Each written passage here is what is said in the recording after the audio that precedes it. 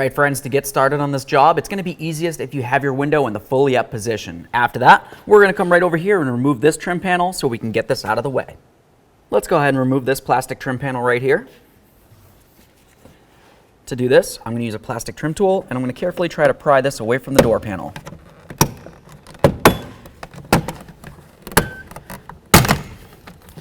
There we are. Now I'm going to carefully bend this a little bit and we can start disconnecting the wiring.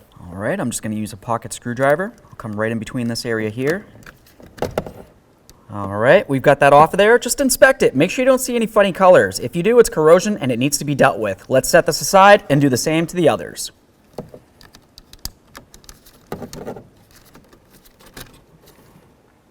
Awesome. Just take a quick note of the exact order that these connectors are in. You want to make sure that it rematches up back with the switches when we put it all back together. Now I'm just going to take these wires, just go ahead and push them right in there. And now we're going to move along to removing some Phillips head screws. You're going to find one Phillips head screw right here, and then the other one's going to be located up inside the door handle. Remove the pair.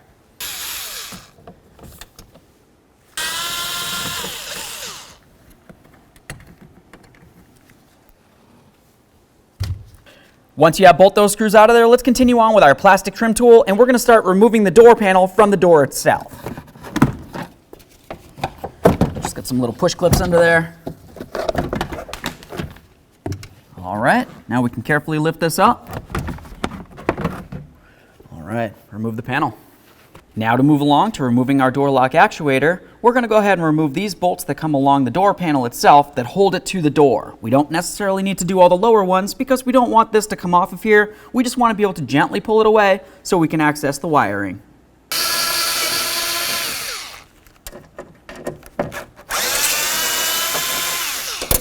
right, I'm just going to gently start pulling this away.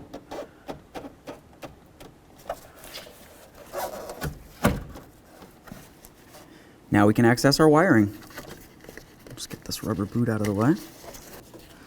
There's a little clip right on the portion where my index finger is. I'm going to squeeze that and lift this up.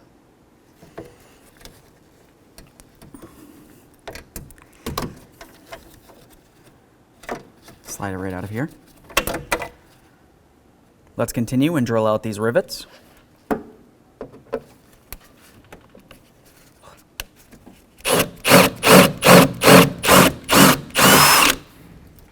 With both of those rivets drilled out, I'm going to continue on with a flathead screwdriver. I'll gently pry this rod out of here. Okay. Pull this away again. I'm going to hold on to that door lock actuator and pry it away from the panel.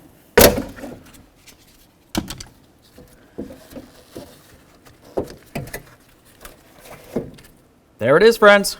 We're at the bench with our original door lock actuator and our new one. You're going to see this one has a bracket on it and your kit came with a brand new one. To put this on, we're going to go ahead and unscrew these screws right here. We'll mount this on in the same position as the original and then we can get this into the truck.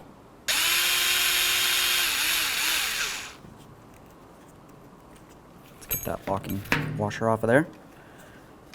Push this through. Do the same to all. Okay, I've got all my screws out of there. Let's continue on by putting the bracket on. Now we'll take one of our screws, put it right through. Locking washer. Start the nut on there. Then do the same to the rest. Once you're done that, snug them up. Now that I have them all started, let's go ahead and just snug them up. I'm going to use a hand screwdriver for this so I can feel it. That feels snug. Just give it a little bit more. Do the same to the rest. Now we're getting to the point that we can install this into the truck. Something to pay attention to is you have these little clips right here, and you're going to notice on the back side it's actually threaded for a bolt. More than likely you're going to have to drill out these holes a tiny bit so the bolt can fit through. As you can tell, it's just a little bit too small. If you wanted to try use a rivet, you can try that, but you can tell that the hole that's on the actuator bracket itself is much bigger than the hole that's in this, so it's really not going to work out too well. Just go ahead and drill these out so they're approximately the same size as the bolt. Let's make sure that these line up with the holes. Check them both. Now we can slide this behind here, line up those bolt holes, start in our mounting bolts. All right, now we can take this, we'll put it through this hole. Now we can line it up with the tabs here. click it in. Give that a nice tug. You want to make sure it's secured. Now I'm going to carefully press down on this, put it down behind the door.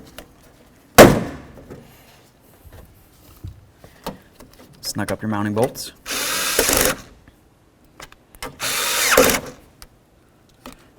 Now we can get our rod in there.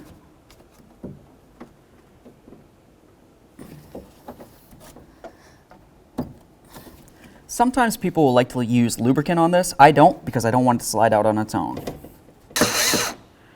Let's get all these bolts back in here. Before we go ahead and put everything the rest of the way back together, let's just test to make sure things are functioning properly. I went ahead and I connected it in my driver's side window here. I want to make sure that the window regulator can function without hitting up against anything inside the door. All the way down. A little bit of squeak there, that's okay. All the way up, that functions well. I'm just gonna go ahead and put this down a little bit, and now we're gonna test the door to make sure it functions properly. The easiest way to do that is to just go ahead and come to your latch right here. I'm gonna press this in. That essentially means that the door would be shut. That's what the car is gonna think that's happening. Now I'm gonna go ahead and grab onto that handle, release it while I pull, and it should release just like this.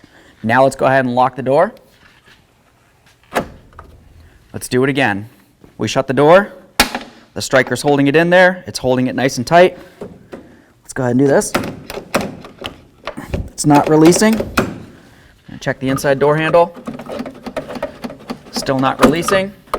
Unlock the door, and let's test it again. I'm going to try the inside door handle. That works. Outside. Perfect.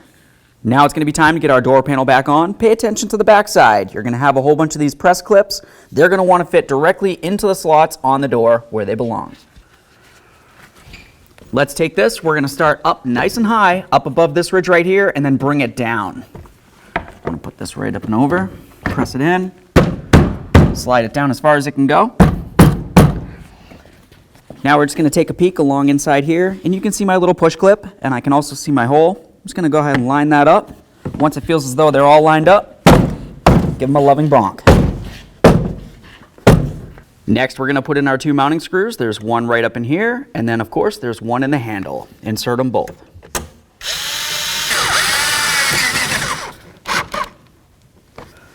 Now let's get our trim piece on there.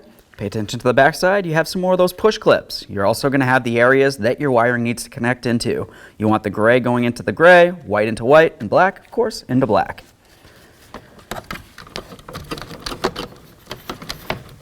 Line this up. Press it in, listen for a click, give it a nice wiggle. You want to make sure all these are nice and secure. Click, tug, click, tug. Perfect. Now along the back side of this, or on this portion right here, you kind of have a little area that's going to need to slide in and under on the inside there. Once that's into its position, we can gently slide all the rest of this in.